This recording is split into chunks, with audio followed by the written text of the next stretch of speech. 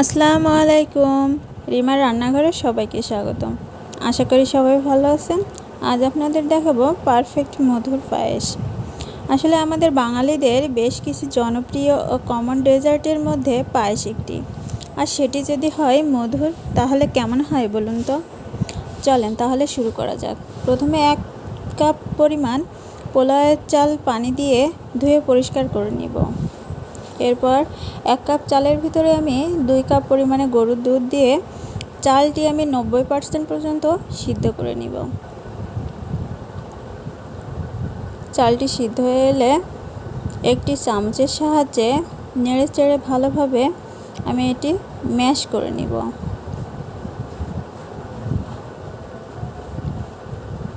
যেন এর ভিতরে কোনো আস্ত ভাব না থাকে।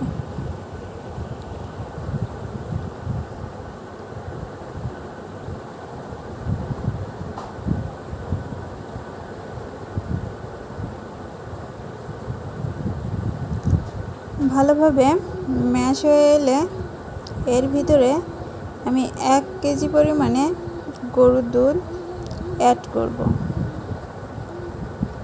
গরুর দুধ আর চালটি আমি ভালোভাবে মিশিয়ে নিব এবং ভালোভাবে নাড়তে থাকব আর জাল করতে থাকব যেন তলায় লেগে না যায়।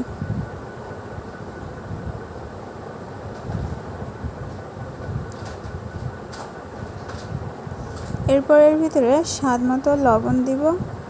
আসলে অনেকে পায়েসের ভিতরে লবণটা দেয় না, লবণটা দিলে মিষ্টির ব্যালেন্সটা ঠিক থাকে।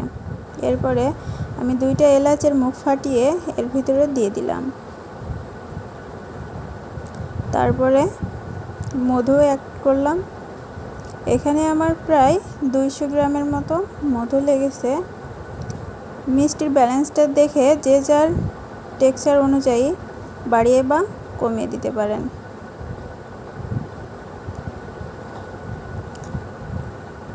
অনেকটা ঘন হয়ে এলে আমি এর ভিতরে কিছু খেজুর কুচি অ্যাড করলাম। তারপরে কিছু কিশমিশ অ্যাড করলাম। তারপরে কাজু বাদাম, পেস্তা বাদাম আর কাঠবাদাম কুচিয়ে অ্যাড করলাম। আপনাদের হাতের কাছে যে যেটা থাকবে আপনারা সেটাই অ্যাড করতে পারেন। অনেকটা ঘন হয়ে আসছে, আমার পায়েসটা কমপ্লিট। সবাই ভালো থাকবেন, সুস্থ থাকবেন, আমার জন্য দোয়া করবেন। আল্লাহ হাফেজ।